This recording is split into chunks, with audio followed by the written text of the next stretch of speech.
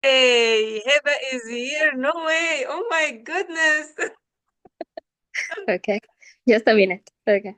Nice to have you. Heba, you are muted. Just I'm saying I'd love to say hello to everybody who's attending. And today, as I said, like this was like on a quick call. So I didn't like plan this for a long time. Just I wanted to address to the people who really resonate with it because I would love to share with you what can help you. And not only for you, like if you can open your cameras, I would be more than happy to see your faces. If you can't, I respect your privacy. But guys, I am talking to a screen, so come on.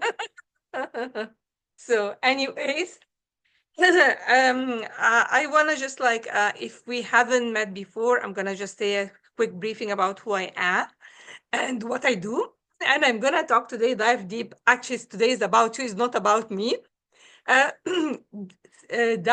imposter syndrome is a big alert. Like it stops you from achieving what you want. I have experienced it, and to my solace, like everybody who has been successful experience it. Honestly, like I believe that everybody does. What separates you from others or separates successful and famous leaders that we admire and love is that they break through. Today, I'm gonna show you how to break through. Okay, so this is I'm gonna do like talking. If you can talk to me, please do that. And I want you, my intention before I start saying a single word, I would love you please to take a deep breath and to set an intention for our meeting today. So, say, like, for example, whatever reason made you join me today, pray that you find an answer for it. So I'm gonna like set an intention. I'm gonna do mine out loud, and so that you can maybe get inspired, because this is my intention for you. Okay, I want you to set an intention for yourself as well, the result that you want to get out of this meeting. Okay, so let's take a deep breath together. Inhale in deep through the nose, hold, and exhale out through the mouth. Two more times, please. Hold. Last time. Nose hold. Okay. I'm very grateful for whoever is attending with me. I'm grateful for your presence today. And I really pray that I am guided to give you answers that guide you to your best self, and that you find answers. And may I serve you the best to my ability so that you leave really empowered, leave really feeling way better than when you joined me today. And this is my intention for everyone who's attending live today with me. And please, just like I'm saying, like in my prayers, I'm sending you all love, gratitude, and lots of light and lots of prayers. And I wish you all, seeing you all achieving your wildest dream goal. Okay? So, that being said, I set my intention. I hope you did as well. Oh my goodness. Hello, Zainab. Lovely to see you. Thank you for joining me today. That's fantastic. Okay. So, today I want to talk like imposter syndrome. I don't want you to feel like, oh, it's only me. I'm miserable. I cannot achieve what I want. The soul, guys, take a deep breath. Everybody does experience that, but not everybody is comfortable talking about it. Because to the level of how confident you are, you can address that and say it. Because I know everybody does. Like, we all have a nose. I don't feel uncomfortable like shit, like used to seeing my nose or talking about my nose, right? So I feel comfortable around talking about what I am confident with. So when Steve Jobs came up and he said, like, I faced it, I could have, like, after he was kicked out of the company that he started, Apple, he talked about it bluntly, like he is confident talking about it.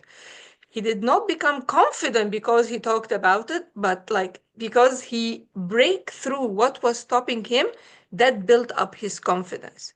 So when we say like how we were born, like, okay, Rasha, what is imposter syndrome? Like these are fancy names to confidence, to self-esteem. Okay. And to give you a bit about myself, I am Rasha Ilhami. I have been doing like mindset work for almost 12 years now. I was born in Egypt and I lived most of my life there. I have two kids now. They are not really kids now, 23 and 18. So I moved to Canada 15 years ago. That was a big move. And I didn't really want to, but like we came here just to stay a year or two, but we stayed. So things happen, but it sharpened a lot in me. And during the 15 years, like in the beginning, I had a severe concussion. I was put into bed, like I got lots of help in bed, actually was for over 2 months. I wasn't allowed to drive. My kids were still young. It was very challenging period for me. I have no family here. So I'm just like, sorry guys. So what, oh, sorry. I was just making sure that I'm recording this for me, okay? So, anyways, I got lots of help from people who were in the community, people who were not really like close friends for me at that time. And some people knew me, and somehow, like when they knew that Russia had this, they all gushed in to help because the house needs taking care of, grocery need to bought, like people need to drive my kids to training. Like I was bedridden. And my husband was working at the time back in Egypt. He wasn't still like united with us back in Canada here. So it was very challenging, but it was a blessing in disguise because it gave me the time to think and to consider what is going on to me. Like, why is all this happening to me? Because I have had lots of failures before this concussions. It was like, I always say, like, always the physical manifestation means whatever is physical is the last phase. So I was hit a lot on my head, like dip, dip, dip. And then the concussion came. So nothing happens first before it manifests physically. This is the last phase. So it has to start first with an idea, spiritual idea, like it's an idea there, like I got the idea, I got emotionally involved with it, and then my body experienced the result. Okay. So that being said, it was a blessing because it led me to the big questions. Why this is happening? I have been blaming. I have been complaining about lots of stuff. I'm very honest with you. I have been saying like they are the reason this happened to me. Something is wrong. And then what was the common factor from everything which was happening around me? It was me. But I was my lifestyle was so fast paced, like we're always running to drive the kids, running to do the cooking, running to like do my job, running to like, so it's running. So this, if you don't stop by choice, God will give you the stop so that you can self-reflect. So it was a blessing in disguise because it led to what I'm doing right now, and which helped me when I helped myself to be able to help phenomenal women break through lots of limitation. I have worked with ladies who 6x their income, some 10x their income, and now they are six multiple figures earners. And when we started, they were not there. So, and not only that, I worked as well with top athletes. I worked like on my last visit to Egypt, like I had run massive workshops for athletes at Heliopolis Club. It's one of the oldest clubs there, if you don't know that. And for Rami Ashur is one of the top athletes in the world, 6 times world champion in squash. And I was just like, I didn't plan to do that going there, but I got the idea, and now I know how to get the confidence and the trust to act on my ideas because I feel it's inspired when I am really in alignment with what I want. Was this me like before the 12 years when I got the concussion and all this happened to me? No. I couldn't speak in front of kids in grade 6. I joined here like because I wanted to start a career. You have to get certification, whatever. When you come to Canada, you start from scratch. So when I joined the Teachers College, I'm always an A student. I didn't know what was going on inside me. I had a major identity crisis at that time. I had lots of self-doubt. To the extent I told you, I couldn't, like, I got 92% in my grades, in my like theoretical, like getting the information, gathering the school information, like read, remember, repeat, the 3R model for any school. So gathering information, getting the high degrees does not mean that I am a confident person. It doesn't mean that. It doesn't mean that, right? So, but I didn't realize that. I couldn't speak in front of kids in grade six. I was so scared. But having said that, now I speak in public. I led a very successful workshop in Canada, like several ones, honestly, with lots of massive like people attending. When I went to Egypt, there were hundreds of people in the, like watching. There were lots of people, and it was fun, engaging. So I mean, this is not there. What changed? What changed? It wasn't the circumstances. It was all in my mindset, my identity, and how I see myself. Because let's see, like I want you to get the best out of time today. So I'm gonna ask you a question, and sometimes I will ask if you want to give me your answer. Please participate and at least have a pen and paper so you can take the notes and write and reflect. All right. So, what is identity, or what is what is going to help you shift your this imposter syndrome? How can I beat this uh, dragon? Like, what can I do about that? I didn't know. I got guidance from my mentor. I worked at that time. I had the first time I joined a group where they were talking about mindset, and I wasn't so much into that, right? And then I decided to invest, like go big, because my mentor realized that I was going like really fast compared to the rest of the group. And I talked to her once and I was scared to upset her, but I told her, I feel, Nermeen, that now I am like, I know all this and I want something really big. She said, as long as you ask that for that, the universe will respond, God will respond, you'll get it. And I was guided like to work with Jack Canfield, the author of Chicken Soup for the Soul, that sold like almost 1 billion copy worldwide, to be a certified trainer, success trainer, understand about mindset. And then I started, that was the beginning. Okay, guys, that was a big investment, but that was the beginning. And then after that, I worked as well with Bob Proctor, legendary Bob Proctor, and I learned about the power of the mind. Like it was like I'm moving quickly, because what they helped me with, they helped me collapse time and money, honestly, because I was failing miserably and I have always been an A student. I had no idea, seriously, no idea about something called the self image, which is hidden. I thought self image is how I look to you. Like you see me now, like I have my hair done, I'm wearing beige, whatever.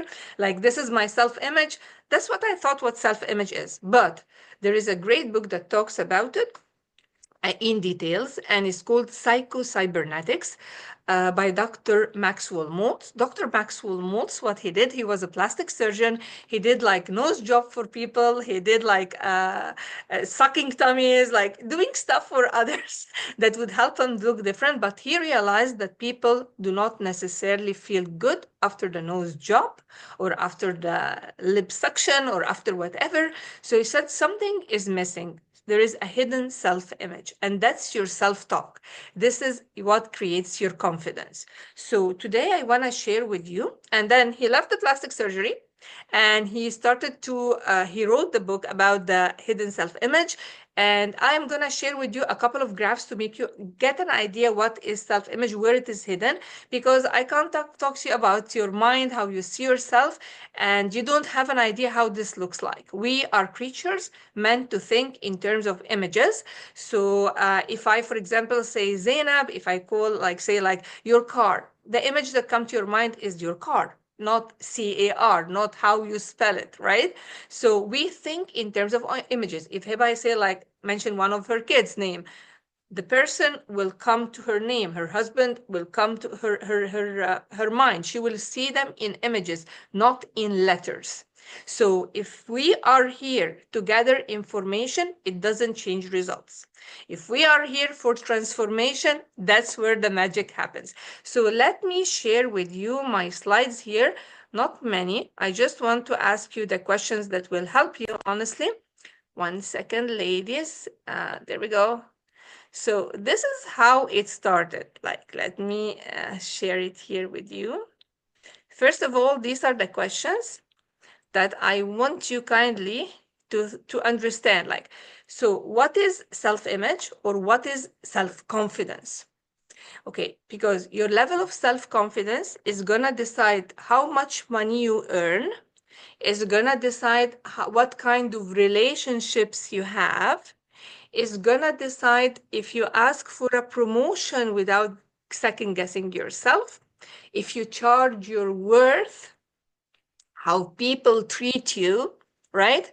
So, and all this is a reflection of your self image. So, what does that mean? What do you believe to be true? Believe to be true, which means this is not the truth, but you believe that this is what is true about who you are. For example, if you think like, oh, I'm a doctor, I'm a coach, I am miserable, whatever. What do you believe to be true about you?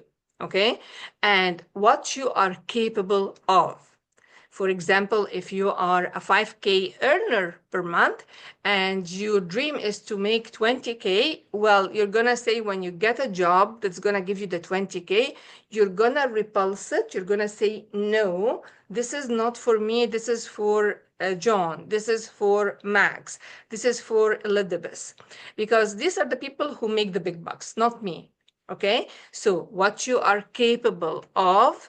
Number three, how much you are worth.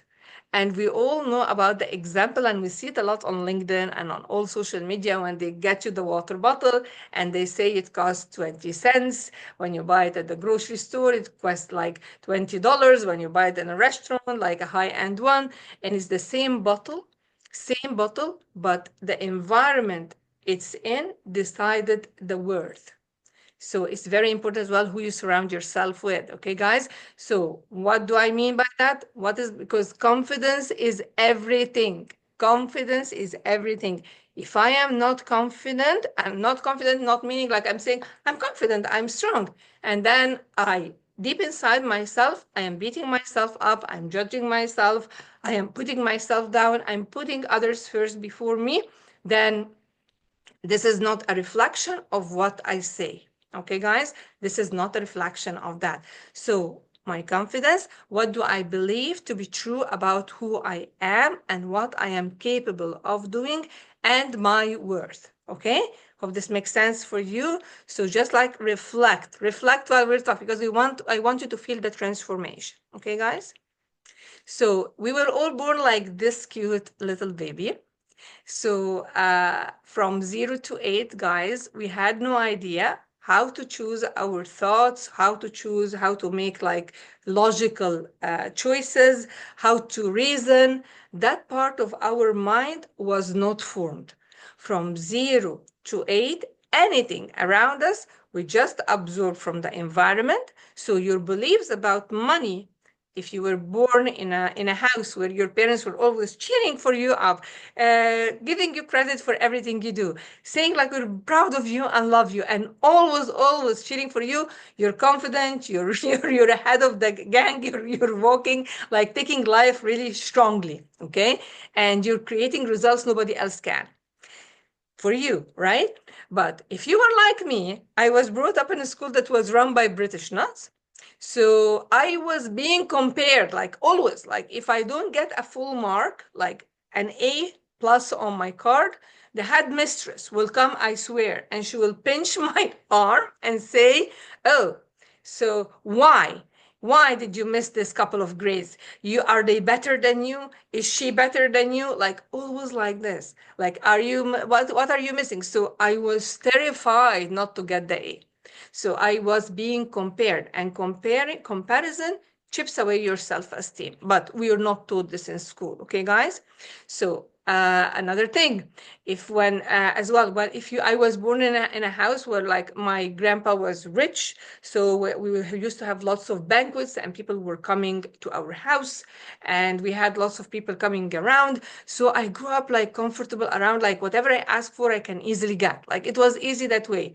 Things didn't continue this way, and it turned really hard, like because he was in business, so things went like upside down at a certain part in my life, which made me doubt my potential to retain money.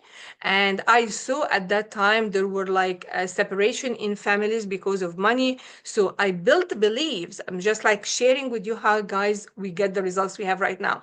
That if you have a lot of money, it will cause separation between brothers and sisters, family will disrupt. So for me, subconsciously, I built the belief that money separates people who love each other. So subconsciously, I was repulsing it away. Okay, I hope this makes sense while I'm sharing with you about me so you can reflect as well on you. So from 0 to 8, we had no choice to choose what we believe. So anything you believe is like a program installed which is running your life on autopilot. You have no choice in that. It's not your fault. You're like a sponge, you're absorbing it.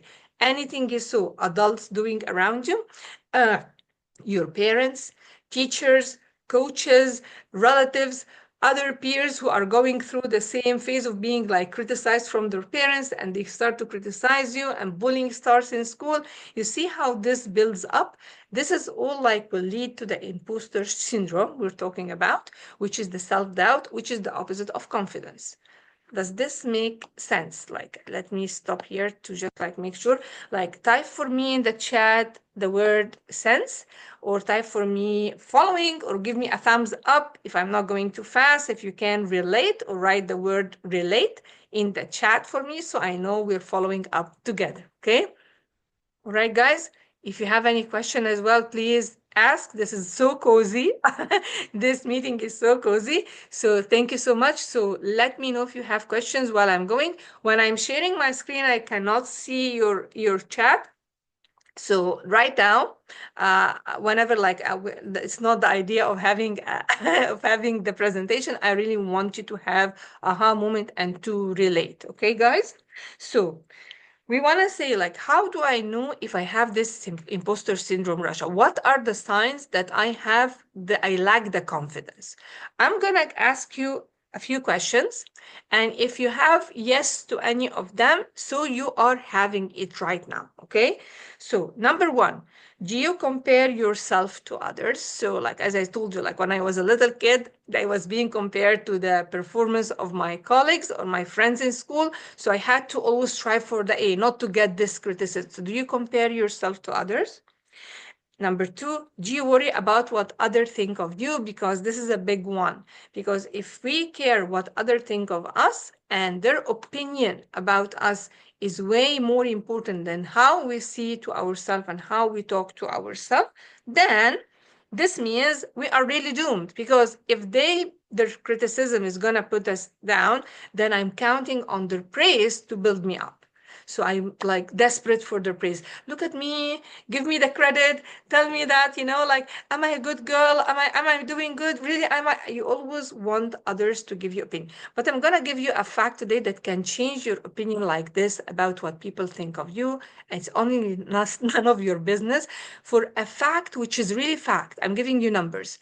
95% of people do not think. 95% of people do not think. We did not learn about thinking in school except through math, science, and history. This is fantastic, but has nothing to do with what thinking is.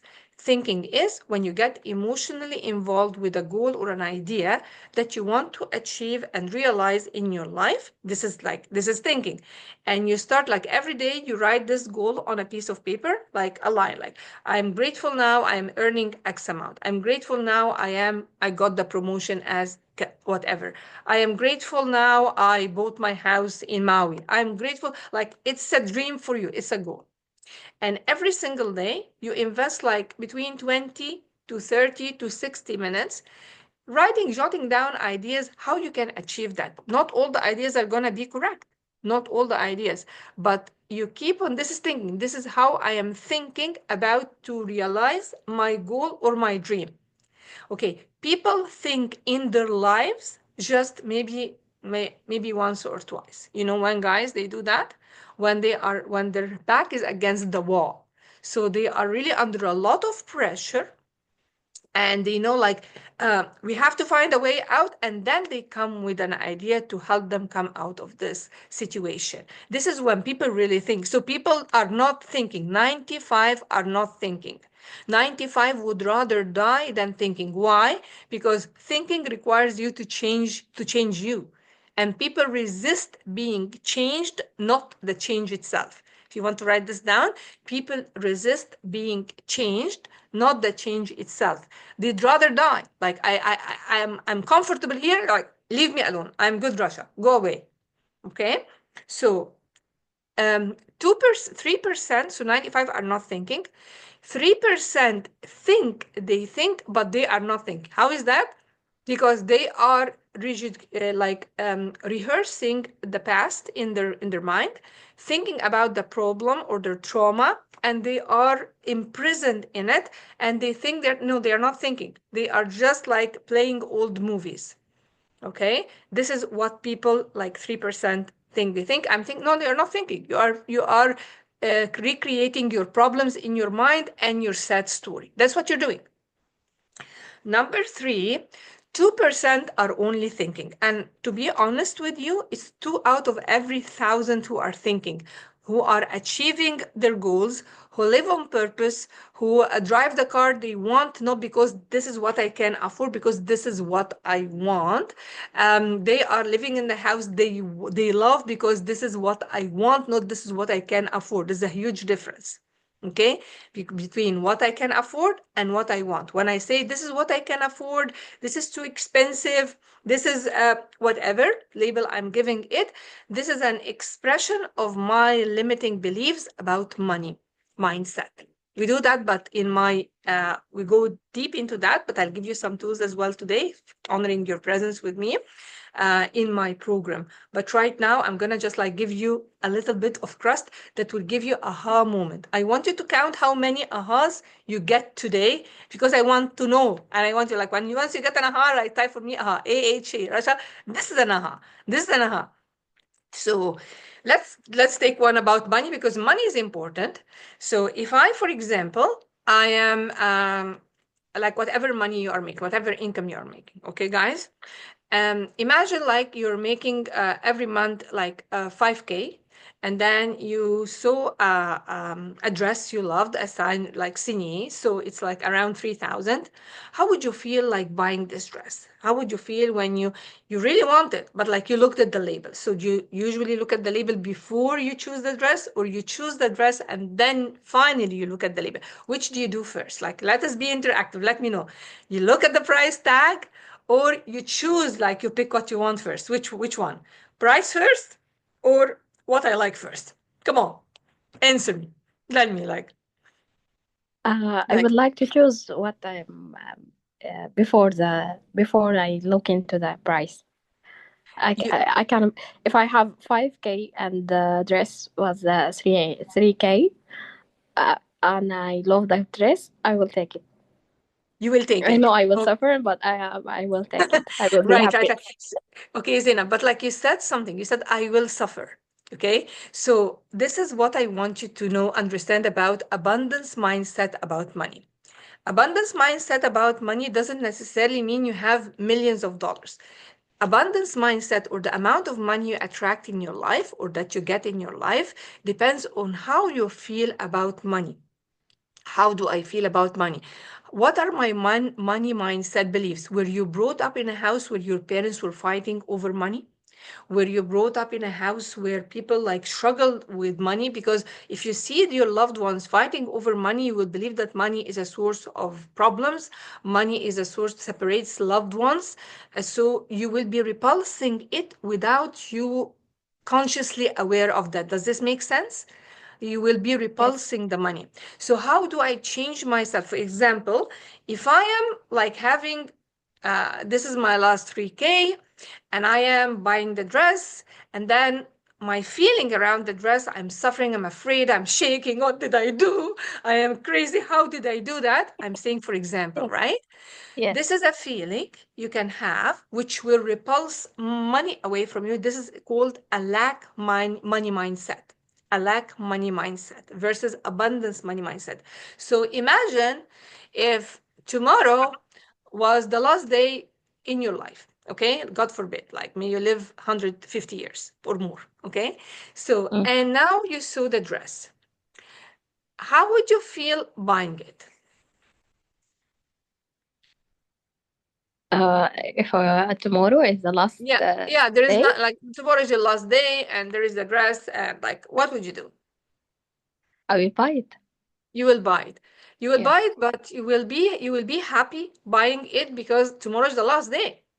yes, I will Because feel tomorrow is the like last day. Like, okay, that. so Yes, I am getting it, but there is some pain around it because tomorrow is my last day. So I cannot like I can enjoy it only for a few hours, right? Why would I yes, save money? Why would I do that? Like I'm just like I want are you carrying with yes, me? Yeah. yes, So versus I know like if you know that you are gonna get like 100K in your bank account every month. 100K every month in your bank yeah, account, coming steadily to your bank account every month. yeah, yes, Okay. So, and then how would you feel buying this dress? Piece of cake, right? yes, yes. It I is can easily buy it, right? affordable. Yes, yeah. Yeah. So it's not really, Zainab, the amount of money in the bank. It is your Mm. feeling around it. So when I am buying or investing in myself, am I coming from lack? Because lack mindset generates emotion. When I feel lack, I have emotions. I have like, like I'm sending like signals, like outside. Oh, alert, danger, I'm scared. How I'm going to pay the bill? How I'm going to do that, right? So Yes, here I am in lack mindset versus there is a lot coming. Every month I'm going to receive that. And maybe this is not the case, but this is how I feel around money when I am buying or when I'm okay, investing in myself. Am I scared and shaking? Or am I like, I know there is more coming? So, yeah, like, this is like, by the way, people who are really rich are not rich because they have the money. They have the money because they feel comfortable around the money. They talk about money with ease. They mm. like this is the mindset first.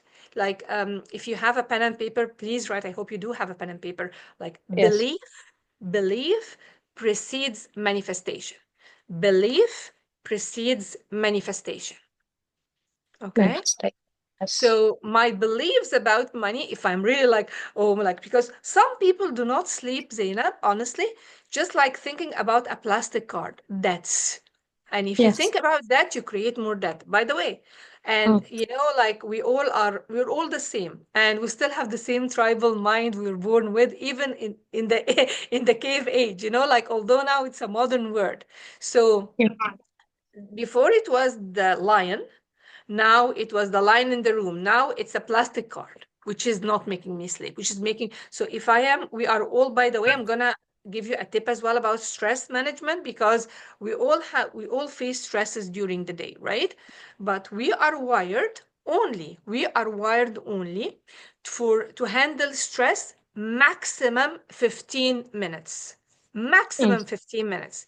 Exactly like, like when a deer is grazing and it's in like it's grazing and eating grass and having fun and like not thinking. They don't have our active mind. The animals, they have instinct, operate by instinct. We have logical mind. We have like mental faculties that separates us from the animal kingdom, which is like perception, imagination, the will, reason. Okay, so like some of them. So, okay, so the deer, for example, let's say it was chased by a coyote. It will be running for its life. What happens when you are under stress, like the deer in this example that we share that together? All the blood will be sucked, like will be directed to her ends, to her like legs and feet, so that it will run the fastest it can to escape the danger. And this what happens to us as human beings when we are under a lot of pressure or stress. We become more, sorry in the word, become stupid. We cannot think with clarity because all our attention, all our blood will again go to our legs and hands so we can run for our life. We feel like this is gonna, what I'm gonna do? I cannot pay the bill. What, like it is the same stress. But for this deer, the difference between us and the deer, it will, after the 15 minutes, maybe it ran like the coyote cannot catch it. So now it's like relaxing. It's back to grazing. It's not thinking, oh my God, let me tell my girlfriends and my buddies about this experience. I was dying. Like it just that it's done, deleted. It's not there. For us, that's not the case. We have the ability to generate stress just by thinking. Okay, so I can be in bed before sleep time, and my eyes are wide open, and I'm gazing in the ceiling, and I cannot like sleep because I am thinking about the bill. Yeah. And what if I cannot do it? What if I don't have the money? What if like lots of stress? So you can never ever be creative and generate ideas, money generating ideas or creative ideas, or like when you if you're applying for job or a promotion, you will be sending out these signals to your interviewer. He will feel you need the job, and needy is not sexy. So when people feel you need them or you are desperate, it creates repulsion. Then you get like your offer is off. Sorry, thank you for being interested, but you are not our guy. Thank you for this kind of stuff. There is no coincidence in this universe. God created a universe which is really, really running by laws, which is very meticulous. You cannot say like the sun rises at a certain time, it sets that at a certain time, the season starts at a certain time of the year. There is nothing as a coincidence. It operates by laws. And these laws, we are subject to it as well. Does this make sense? Yes. Yeah. So if I like, yeah, if I am, my beliefs about money are repulsive, I am gonna repulse opportunities. And I'm like I say, I want money, but like I'm saying I want, but here inside, the battle is happening. You're not qualified for that. You cannot do that. Whom do you think you are? Oh, this is the rate of the market. This is whatever. Like all this internal battle comes out as signals. Because I am sure, like, type for me in the chat if you heard about the movie The Secret, which introduced us to the law of attraction. Do you guys know about this one? Like, type for me yes in the chat if you did watch it or you heard about the law of attraction. Yes. Yes. We heard about it. We read Yeah, the book. Mm. yeah, so I was blessed to study with two of the teachers who were there. I told you Jack Canfield and Bob Proctor. So they taught me, specifically Bob, that the law of attraction, the movie talked about a secondary law. It's not the original cause. Like there is cause and effect. So but like attraction is an effect. The main cause is called the law of vibration. The law of vibration. Everything in the universe vibrates. You know, if you are scientific or if you're like into science, you know that if you have a telescope and you even like use it against the wall, the walls are looking steady for you, you'll find them moving. Molecules are moving all the time. Make sense? So nothing rests, everything vibrates. And for us, we are concerned about us today, right? So for us, we are like a radio station. We're always sending signals. I cannot tune into FM while I'm on MW. I cannot tune into abundance mindset and more money and a job or like a promotion while I am on the frequency of poverty and lack mindset. I said, like, I cannot, I am not capable. We said, like, imposter syndrome or like opposite of confidence. It's what you believe to be true about who you are, what you are capable of, and how much you are worthy. Okay? So I want you to follow up with me, guys. Okay, I hope this helps because I said like I'm gonna throw in tips for you today. I want you to feel transformation, not just like attending and listening. I really, guys, do not believe in gathering information. Before I mentioned to you, I worked with my mentors. I was reading a lot, attending a lot of free stuff, but nothing changed for me until I worked with a mentor. I'm serious. Like what? Why? They collapse time. When I read this book, for example, if I'm in JK and they give me a book to read, I will understand at the level of JK. They are on top of the building. So if they take me 3, 4 levels up, I'm gonna do something different. I'm gonna operate from a different persona, from a different mindset, from a different self-image. All right. So my level of confidence is not like I'm not translating according to what I understand, according to their experience, to the why they invested a lot in themselves. They have read like what I read, like time 10x. So 1 hour with them can transform my life. And this is what happened. And this is what how I help my clients do. Okay, guys? The third question we asked, I'm asking you the questions to understand if you are suffering through any of the imposter syndrome. So first we talked about if you compare yourself, what you think, people opinion of you are way more important than what you think of you. What more? Do you procrastinate? So do you, for example, do you procrastinate to ask for the promotion you want, to ask for the salary you want? Do you procrastinate to create maybe content? Right now, they encourage everybody to brand themselves online so that you put yourself away from the herd, and not everybody wants to do it. For example, on LinkedIn, before I used to do more on Facebook and Instagram, and right now I really focus on LinkedIn. I loved it. I felt I resonate more with the people there, and I work with lots of people actually on LinkedIn even before, like dedicating more time on LinkedIn. So now I really love it because I'm mixing with like-minded. I'm working with wonderful people there as well. So when you post, do you procrastinate to post online? Are you afraid what people will think of you when you post this or post that? Are you gonna say, oh, like, what they're gonna think of me? This is silly. Who wants to read that? Do you get these ideas? So one more question. Do you second guess yourself? This is very important. So when I have a knowing that I want to act on this idea, or I want to do this, or I want to ask for the promotion, or I want to raise my prices, or I want to charge my worth, or whatever it is. No, but who is going to do that? Do you have this inner critic? Because he is not originally yours. It was instilled in you. Like I shared with you, our ideas and beliefs were formed about who we are. They are not even ours, they are intergenerational. They are intergenerational. So we are like a sponge from 0 to 8. We have no idea. Like we're just like a blank slate. But whatever discussions happened at that time between our parents, the adult figure in our life, we absorbed it in to be our reality. It is only an opinion. And please write this down. Anything that I believe, write this down about you. Anything I Zainab believe, anything I Hiba believe, anything I Asif believe about myself that I am not capable or that I cannot do has nothing to do with my potential. It has to do with the limiting belief of the person who gave me this idea. It's an expression of their limitation. Because if I am telling you, like, okay, for example, you are making now 10K, they tell you like Zerabek can help you to make like to change your annual income to your monthly income. Say like, Rach, this is impossible. I did it with many people. Like, okay, why? Now you are expressing to me your limiting beliefs about it, right? You are not expressing what is true for you.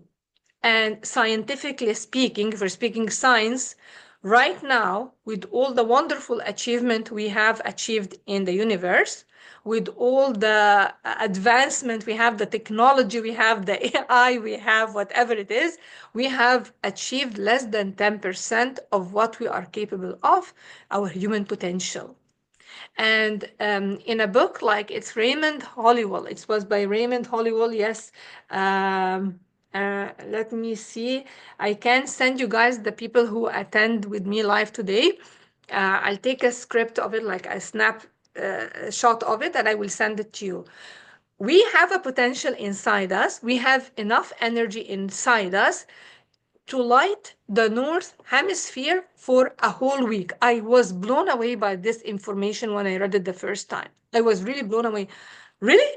And people say, I don't have the energy to do that. You are made of energy. How come you don't have the energy?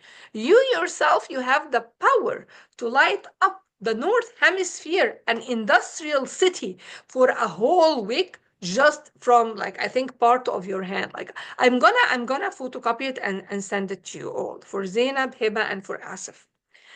Like, we are so underrated. We don't know what we're capable of. What we believe is just an expression of the limiting beliefs of the peoples who raised us. And they of course, loved us. They meant well, but this is like, we said 95% do not think, actually 98 when I break it down to you, right? So they are just like, okay, whatever is running our life today is an idea or an opinion from an intergenerational cycle. Okay, does this make sense, guys? Yeah. So bottom line for this imposter syndrome, because everybody faces it. Everybody, seriously, everybody. Like Steve Jobs did. Oprah talked about it. Louis Hay, uh, Jack Canfield, whom I told you I got certified with. His book was rejected 143 times from publishers, The Chicken Soup for the Soul. 143 times. 144 was his lucky number. He said, like, if I didn't keep persisting, if the people, like, if you think about people tell me it's a no for me, then I will quit on my dream. If you believe that, guys, then you are leaving a lot of your potential and of money on the table, which is meant for you. And we said, like, there is a difference between operating from an abundance mindset and from a lack mindset, right? So it breaks down to two beliefs. I am capable and I am lovable. Because if I believe I am capable and I am lovable, I'm not gonna like play like I am pleasing everyone to accept me. I want people, oh, like, do you see me? Do you hear me? Like, it's coming from inside. You must build how to be your own cheerleader. This is what I do in my shortest program. Is only 6 weeks. Those who are interested, you can reach out to me after that and say, like, Rasha, I'm really interested. I would love to learn that. And those who are gonna like take action, I'm gonna give them extra 2 weeks. It will be 2 months. And people tell me, Rasha, I need, like, I had this conversation with my beloved client Shahi. Shahi lives in Germany, and she's a phenomenal woman. She was working as a freelancer, so she had like month off, month on, reaching out, doing whatever. She's an amazing woman. Okay, what happened is that when we worked together, after less than 4 months, she got an offer for 6 figures overseas in Nigeria. She lives in Germany now, but she got the offer in Nigeria in top management. What did change? She changed how she sees herself and what she believes she's capable of. And this is what made her multiply her income. And now she has like steady 6 figures. Okay.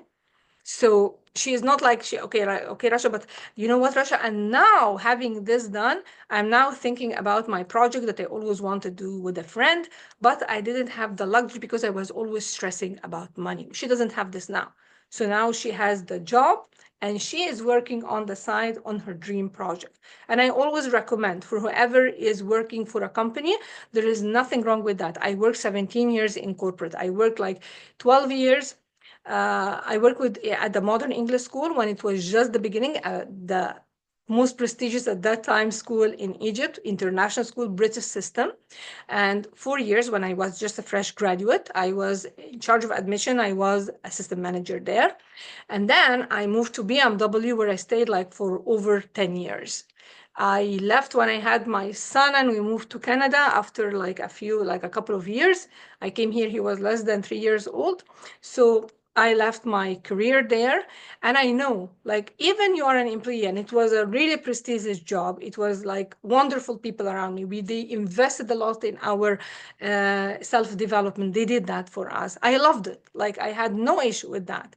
But there is always a dream that you want to be your own CEO. You want to have your own company. So I always encourage people, if no matter what job you are doing, to have on the side your dream to build it up. Like if you're working from 9 to 5, there is nothing wrong with that. I worked for that for almost 17 years, guys. Okay, nothing wrong with that, and it creates stability for you financially. But on the side, for a few, like maybe a couple of years, you'd be working from 5 to 7 on your dream, or like, like balance it your way, but always have something which is your passion, because your passion is like the fuel that's gonna make you like excel where you are. Don't ever like stick just to a job. Lots of wonderful people gets laid off. I seen that honestly with many people. When I used to work for BMW, the owner of BMW at that time, multi-millionaire, fantastic guy. We loved him just coming visiting us, because whenever he comes, he would give us all bonus just coming to the company. We loved him. He had a major issue and he was put in prison. It was not just, and the whole agency of BMW at the time were at risk. As employees, we were not sure what's going to happen to us. Like another company took over. and we're not sure whom they are going to take with them. Like it was it so there is always this as well, like uncertainty, right? So always have something that's your passion, that you really love, have it on the side for you, because one day it's gonna be your whole thing and you will be happy doing it. I'm not saying you're not gonna work on it hard, but it won't feel hard work because you love it. So always think about your passion. If you're not sure about that, I have an exercise in my program. I do it with my clients so that they find what they want to do on the side and they start taking action towards it. Okay, guys? So as far as dreams, like we said, so we covered now, if I am facing imposter syndrome or I'm not having the confidence, I have to start building that. If you don't know how to do that, if you want to help people do that, reach out to me. I have my shortest one, which is the base for all my programs. It's 6 weeks. And for those who are going to be like action takers, say like, Rasha, I want to learn about this. I want to be part of this. Let me know as soon as possible, because I'm going to give you as well 2 more weeks. Shahi, when I was telling you about her, she said, like, Rasha, if I ask for more, I need to work with different clients. I need to attract different people because I am like the people I work with now pay me X amount of dollars. I said, like, this is not true. The same people who used to pay me like $20 back in the days are the same people who invested 12,000 K with me, are the same people who paid like thousands to work with me. It's not about that. It's about what you believe about yourself. And if you are not honestly investing in yourself and putting yourself up, your price up, your worth up, nobody else will. Okay? So I want to have, like, if you have so far any questions, I want you to type it for me. If we're a small group, if you want to open the mic and ask me a question, please do right now before I proceed. Anybody has a question? Zainab, Hiba, Asif, any question? Any question about like confidence, about your worth, about like what we covered so far? Anything, any question? Ask, guys, don't be scared. Like, I am not here to judge you. I'm here to help because your question can guide me to say something which maybe I did not plan. I'm a very intuitive person and I tune in with you. So if I feel like I need to talk about this more and it's going to help you more, this is what I'm going to do. Zainab, do you have any question for me? Yes, I'm trying to write it, but I can You can, say yeah, it. yeah, you can. You guys Okay. said we're a small group, so just go ahead. Ask me. Okay, I'm asking about how the past mistakes can affect my future. So I'm one of the 3% people who are they are thinking, but actually I'm not thinking. I'm just letting my past and some mistake holding me back. I cannot stop thinking about it. That's why I'm lack of confidence. Like I will make this mistake again. I will not do this because I will make a mistake again. That's why I'm suffering or conflict So me. you are feeling that you are afraid. Your actions are not taken by what you want to achieve, but they are taken by like what you're avoiding, what you are afraid of. So you're coming more from fear. You're driven more by fear than from what you really want. Yes, Yeah. because Okay. in the past I feel I was confident and doing this action doing but it came with a bad decision and something like that. At that time I also thought this is the right thing, but now I'm holding back. I was thinking if I'm doing right, I will do it right. How can I improve? So during this thinking I'm taking a lot of time. I'm not giving any action toward it because I afraid I will make the same mistake again because I'm working Oh, in so something. you're afraid to take action because you're doubting yourself. No, I did it wrong. So like, okay. So mistake is about reframing the mistakes, Zainab. If you are not failing, I'm really honest about that. If you are not failing, you are not dreaming big enough. If you have a map, you know the how to for everything you want to achieve, you haven't set a goal which is worthy of you. because people usually set goals, and this is one of the things as well I talk about in my mentorship, but I'm going to give you a quick briefing about it. There are Okay. three types of goals: A type, B type, and C type. A type, example, like something I did before, I know how to do it again. This is an A type goal. Okay, for Okay. example, I bought a car before, so I know if I want to get a new car, I know what I did before, so I'm going to follow the same steps. So there is nothing creative in it, right? All right. Type B is like you have a goal that you think you know how you're gonna achieve. For example, how can I want to buy, for example, whatever, like I want to get to buy an apartment in a certain place. Oh, and you have an idea how you can achieve it. So you have an idea of, okay, I can borrow from my brother, I can take a loan, I can do XYZ. So and then I will have the upfront payment and I can do it.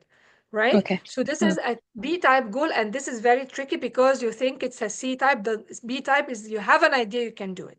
C Okay. type goal, Zainab, is the Yes. one which is for the visionary and the leaders and the people who really want to live an extraordinary life.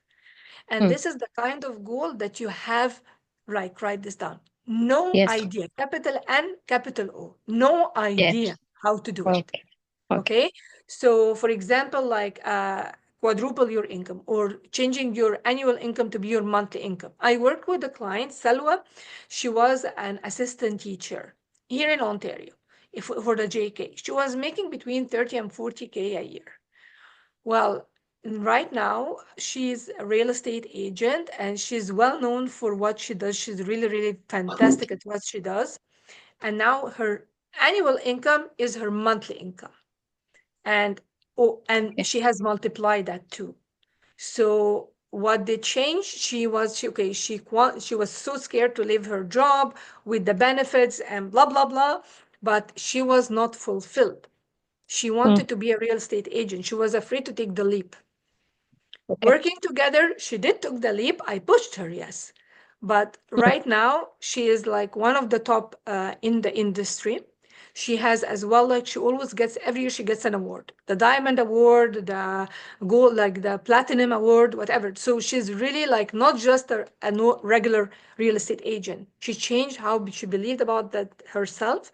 She changed her self image, and now she has like multiplied X times her income. You see? So this Oh. is a C-type goal. You should Yes. not, in the process, if you have somebody helping you, she had me at that time, we were working together. So like the risk of failure or reframing failures was easy. She was like, knock down, get up, knock down, get up, until she did it, right? Mm. Versus if somebody like, oh, this is not for me, and then whenever I want to make a new decision, I'm so scared to take it. I'm so scared to take action. I don't trust me. If you know the author Napoleon Hill, because Bob Proctor studied Napoleon Hill for 60 years. He said, like, for 60 years until he passed away, God bless his soul, he has been Mm. studying the same book over and over because it's so in depth. I have the book here. There, one second. There we go. So that's the original. Yeah. And this book, like, he has a whole chapter on decision. Mm. And for decision, he said, like, for example, one of the things that I do that I learned with Bob is that you don't study by reading the whole book and then you're done. I know the book. No, you can like for sometimes one paragraph. I used to write it down for 90 days in a row because I am changing my programming. I'm changing from where I'm operating. If I have a machine which is producing a line like of sausage, for example, okay, and Mm. each sausage comes with a rib in it, or like I mean, like there is something like cut in the middle, or there is a stain in it. All of them, I can fix each one of them manually of the sausage that's coming out of the machine, or I can take the machine and see what's wrong in there so that the whole line will come defect free. Does this make sense? Yes. Yes. So Yes. if I am reading a book on my own without the mentorship I had, honestly, Zainab, I'm very honest with you guys. So without that, I was still creating the shitty results I didn't like. Mm. because I was operating from an old belief system and an old understanding of who I am and what I am capable of. So it was just gathering information. I used to be like an A student all the time. So, like, Mm. yay, I'm getting the A's, but Mm. the results were not changing. So it's not by gathering the information. So in this chapter about decision, he said, like, analysis of 500 people. He studied this guy, he studied the life of 500 successful people. Among them were Roosevelt, were Edison, were they are here. John Rockefeller, Edwin Barnes, Frank Munsey, Alexander Graham Bell. He studied all these people and he put the philosophy of success in this book. So he said people who are like successful people make their decisions really fast and they never ask anybody about if they should or shouldn't take this action because Mm. they are very clear on what they want, so they don't second themselves. And if they change for any reason, they change it like later, and like the chance for this to happen is just like less than 1%. Versus unsuccessful people, they will ask everybody what to do, they will go read the books, they will ask, do you think I should do this, do I think they let other people decide for them what to do, and at the end, if they take action, they even don't take action. If they take action, they will change it immediately. Oh, no, no, no, this is not comfortable. Let's do an exercise here so that you can sense that I don't see you, but I want you to do it with me. I want you Yes. to like put your hands like this, like close your fists together, like close them together, like join your fingers together, okay? Okay. Okay. And now check which thumb is on top, the right or left? Okay. Right. Okay. Which one do you have on top, Zainab? Right. Right one. Okay, so I have the left. So left people is for the smarty people, right is for the sexy people. I'm making this up. This is funny. Okay. Okay. Okay, so I want you right now to move your hands, and please, Heba and Asif, if you can do that the same to get the benefit of feeling it. I want you to move your fingers a notch up, and then let the other thumb be on top, not the first one, the other one. Okay, Mm. how does that feel?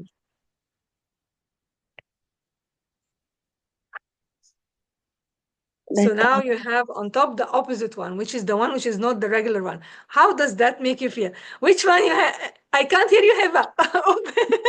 Open your mic, Heba. Unmute yourself, Heba, please. I had the right one. My husband had the left one. And when we switched, it felt very uncomfortable for both of us. Thank you very much. And I'm happy that he's watching with us. Send his my love to him and respect, please. So this is exactly what happens when we want to make a decision or we want to step into something new which doesn't feel comfortable. What does most people do? They will retreat back to safety. Mm. 99% will go back. And then right now, put them back in the order which is the regular one. For you, Heba, and your husband, like go back again, the regular one. Okay? So, oh, and then I see people say, oh, this feels comfortable. So, this is what happens. People who break through the imposter syndrome, people who break through the terror barrier, are the people who are going to say, like, I'm going to hack with that, I'm going to go do it. And when you take the action on what you were scared of, this is called freedom. Mm-hmm. Because number one, phase one, you are in something called bondage. You are bonding with the status quo, with what you are used to. Okay? I'm not saying this, Heba, for you to change your spouse or for you, sir, to change Heba. This is your bondage forever. Okay? So I'm saying is that when we are about to get an idea that we are not like it's foreign for us, like I said, like making your annual income to be your monthly income, this is a scary goal. It's going to make your knees shake. Starting your own podcast, it can make your knees shake. Going and asking people for the money you want, or for like asking for the promotion or the salary you know you're worthy of, is going to make you shake. Okay, but who's gonna break through? Like, I'm gonna, because if you understand that Steve Jobs, Bill Gates, Oprah Winfrey, Catherine Lanigan, I'm gonna tell you her story today. Nobody great hasn't gone through this. What made them great is not they are different than you. We all have the same blood. You are not having Pepsi Cola running in your veins. We all have the same blood. We are all the same. We are all the same. We are all the same. You are like Roosevelt. You are like Einstein. You are like all of this. What separates you from them is the results. And the results depends on what they believe about themselves, what they are capable of, because this inspires action. Because we have first thoughts, feelings, and then action, which creates the result. Thought, feeling, action creates result. So if my thought about myself first, that I'm a fraud, nobody believe, I'm doubting myself, why should they pay that money? Oh, I am so scared. If this is my thought, then how would I feel about myself? When I take the action, I would feel like, oh, I'm so scared. I will be regarded as like materialistic. People will think bad of me. Like, these are all thoughts in my mind, which will make me feel, which will create the imposter syndrome. When my body, the poor part of me, comes to take action, I will be sending these mixed signals, okay, to the person in front of me. So they are not gonna listen to what I am asking or saying. They are gonna feel. We said we are living in a vibrational universe, and law of vibration is number one. Law of attraction is secondary. Okay, is a byproduct. So, and we get what we send out. So if I'm sending out mixed signals, and my emotion is stronger with the negative, thank God we all have a majority of a red pencil mentality, then what's gonna happen? The person in front of me are gonna feel it, and they're gonna doubt me, not because of what I am, but because of how I feel and believe about myself. This is the part which is like the threshold that you have to pass through and to work through the kinks in the hose to break through this syndrome, so that you can ask for what you want with confidence. You can speak in the meeting room and be like vocal and not second guessing yourself, because people will feel it. You're not coming from ego to prove them they are wrong and you're right. This is not on the agenda. If we're operating from the higher self, from confidence, not based on ego and like on sand shaky grounds, we're standing on solid rocky grounds when we're asked for what we want. And people can sense it, guys. We sense what people tell us. We don't hear what they tell us. So, for example, Zinab, thank you for sharing with me, like, oh, now I'm doubting myself. So when you come and then try to address the second proposal or position or whatever it is for you, the decision you want to make, the people will sense it. So before I said believe precedes manifestation. So I have to tune into my goal, what I want, before I ask for it. I have to see myself with the goal before I ask for it. Okay. And like I didn't know anybody who could have done it on their own. Like, even like Oprah worked with Angela Mayo to help her with that. Steve Jobs had his mentor who believed in him and like funded his project. Otherwise, there wouldn't have been Apple, by the way. Lots of actors, when they work, they said like this believed in us. Like, there is somebody who has to take you through this, because on your own, what you're gonna do? Remember what we did with the hand? Like, you will go back to safety. You will run back to safety. You wouldn't break through. Okay. Was there a lot of fear when I was working with my clients? They were scared. But like, it is my belief in them and training them how to see themselves differently and to believe differently about themselves that made them break through. I will share with you one of my close to my heart. I saw, as if you have a question, I'm coming back to it. I'm not forgetting that. Okay. Just like 1 second. Gonna share with you, like, okay, we talked about the baby. Oh, this is here. 1 second, ladies and gentlemen. So this is Rauda. I like to share Rauda, and Rauda actually comes and co-hosts with me when I have a webinar. Lots of the time, she likes to speak to people about her experience. And I am super grateful working with somebody like her.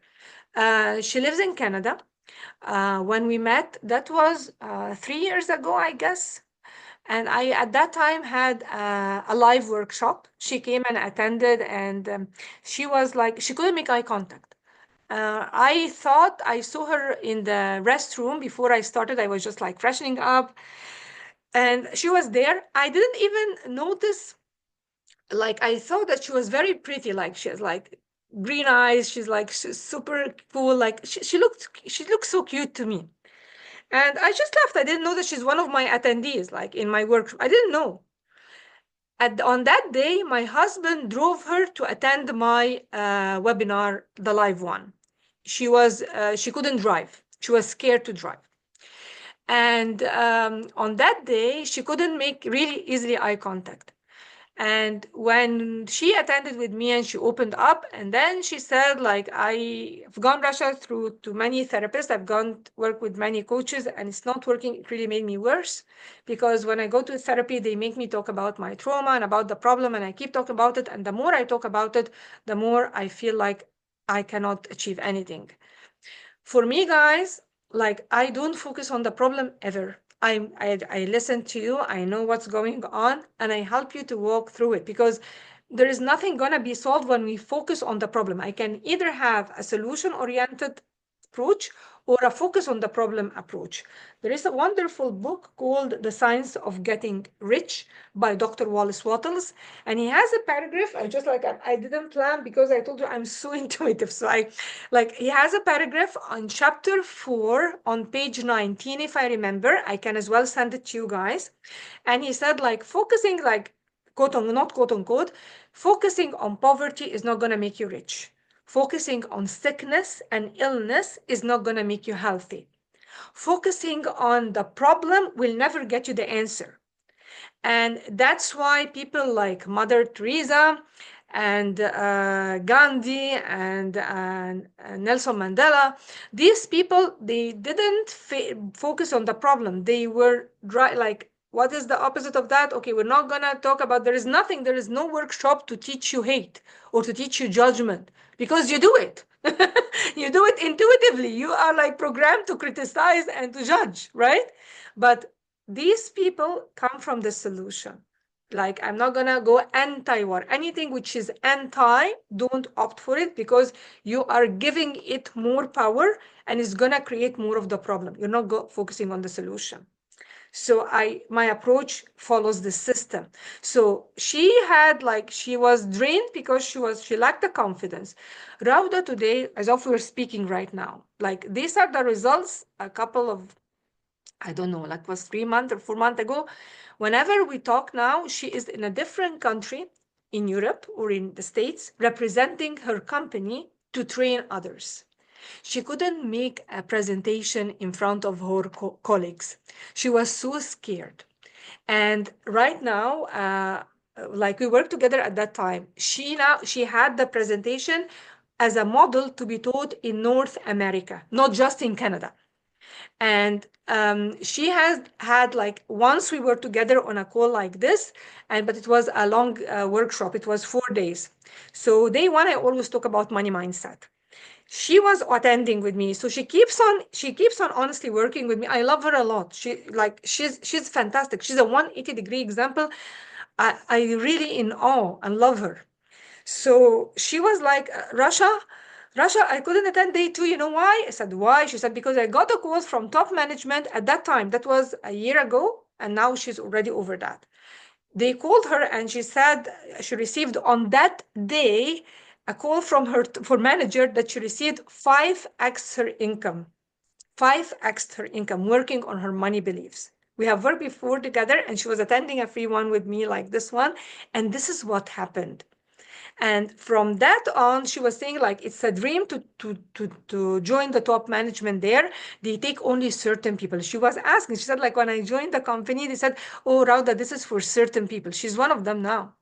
She's working now, her PhD, she has done it, but she is like, because they have been sending her in lots of assignments, so she hasn't yet she has to speak like and do it, like this part. The application part is what's missing, which is doing it very soon. So I told her, I'm calling you PhD Dr. Rauda now because I see you doing it. She changed her life 180 degrees. She owns now her Tesla. Like she was afraid to drive a car. So I'm telling you guys, change is possible. When you change your self-image, You change how you feel about yourself, the sky is the limit. And she always says that. If she were like, I didn't invite her today because it's just a one time thing. And she was like last couple of weeks we talked, she was traveling to Europe to train a team. So I'm telling you the change is possible. I want to share with you here this image is very important. If you can draw a graph of this one, like this one, I want you to do it. Please do it, because I base my mentorship on it. So you have to understand this. First of all, I said we think in terms of images. So if I say like, I remember Hiba, you had a dog like Twixie, whatever I think his name. So if you say Twix, the image of Twix will come to you. If I say your car, Asif, the image of your car will come to your mind, not the spelling, right? So conscious mind and subconscious mind, this is not my drawing. This is by Dr. Truman Fleet. He was a psychiatrist, and he said like, I'm not able to help my clients recover quickly because they don't have an image for the mind. So this is an imaginary image for the mind, and it's valuable millions of dollars. I really am telling you. Why? Because the conscious mind, this was wide open from 0 to 7. So this part was not there. Okay, it was wide open, subconscious. And this is when I said you have your beliefs from 0 to 8 about who you are, what you're capable of, what is your self-worth, your beliefs about money, all this programmed from 0 to 8. Okay. And 98% of our results, which we act on with our body, is driven by the subconscious mind. Because I know, for example, that I shouldn't judge others. I know, knowing that I should be grateful. I know that life is not worth it to spend days and years and months regretting the past, like you shared with me, Zainab. I know that. I know. But still, I act, I act from, but I did not, it's not in my subconscious yet, because it's not in your new self-image. The self-image you have right now is giving you the current results. Do you want to know what's in your subconscious mind that's running your life? Look at your results. Diagnose your results.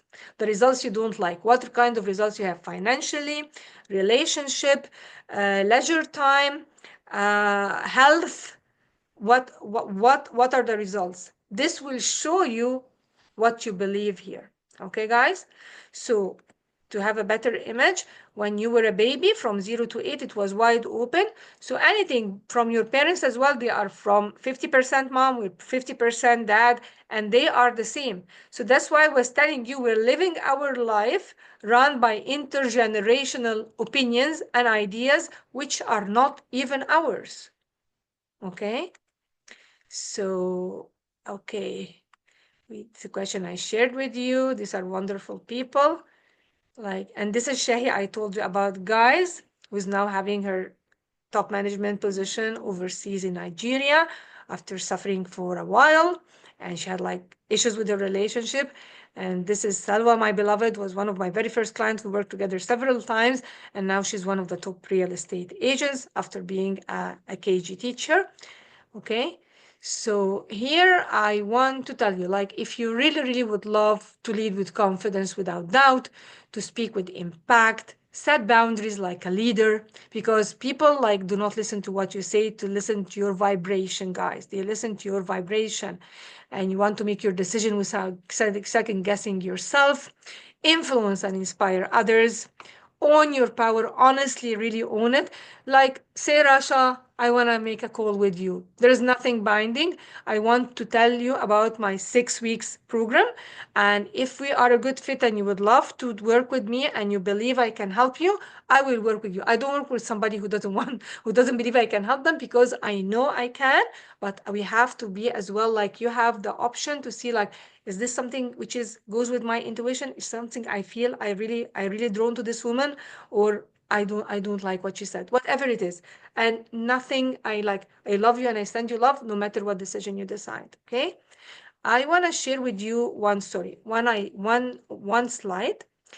I don't want to share it. I'm going to talk to you about her. Her name is Catherine Lanigan. Okay, Catherine Lanigan, guys, she wrote a book. She wrote 48 books. Catherine Lanigan, you can search her up. One of them is called The Jewels of the Nile. All right, it was made a movie Why I'm telling you the story of Catherine Lanigan? Because we're talking today about imposter syndrome, and I really want you to resonate. So this woman, she joined university because she was able to get a scholarship because she was so talented with writing. So she got a scholarship because she's fantastic at writing. And when she was in university on scholarship, they were visited by a professor from Harvard. Professor from Harvard for her is an authority figure. What he says, she will take it like it's like God. He gave them a test. When she had her result, he gave her an F in writing. She said, how come? I am here because I have a scholarship. But he's an authority figure. You see, like your parents were an authority figure. Your teachers are an authority figure. Religion people are an authority figure in your life, whatever it is. And this guy told her, she said, like, if you give me an F, I'm gonna lose my scholarship. I cannot afford it. He said, okay, you are the worst writer. I don't know how you got this scholarship. To keep you, I'm gonna give you a C, which is an acceptable pass grade, but you have to change your major. You cannot be a writer. What did she do? She took his words in, as I say, like what you believe is true about yourself, and it's not even yours. This is the danger of it, okay, guys? So what happened, guys? She went home, she had a box full of scripts that she had planned for novels and books. She was like, had a big dream. She wants to do like script writing for movies. She threw it all in the garbage. And for 14 years, she did never approach writing. Okay. And one day she was in Mexico and she saw a group of people filming a movie and the script writers were convening and talking together.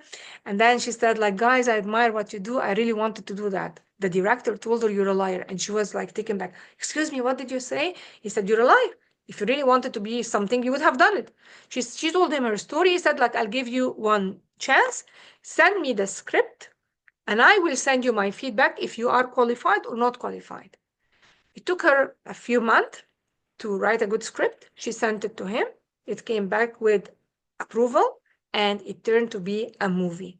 How many years she wasted? 14 years. Why?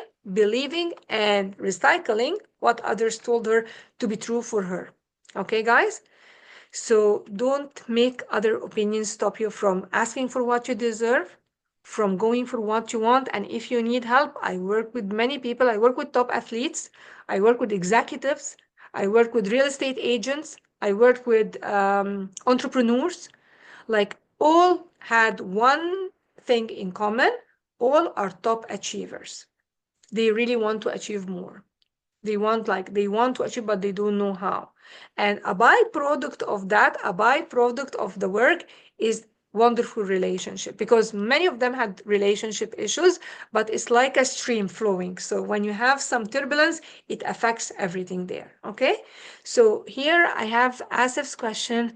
How can we separate real and assumed weakness when feeling imposter syndrome? Okay, Asif. Do you want to open your mic so I can talk to you? Is this available for you, or you are in a setting you cannot talk to me, like you cannot open your mic? Are you okay to open your mic?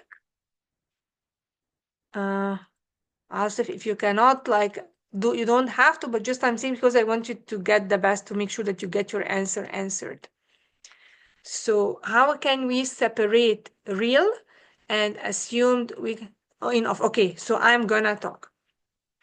So real and assumed weakness, imposter syndrome. Imposter syndrome, I said I don't think you joined from the beginning. It is what you believe about yourself to be true in terms of what you are capable of and in terms of your what you are worthy of. Okay, so this is like this is very important. This is your identity. This is your confidence. How your confidence is decided.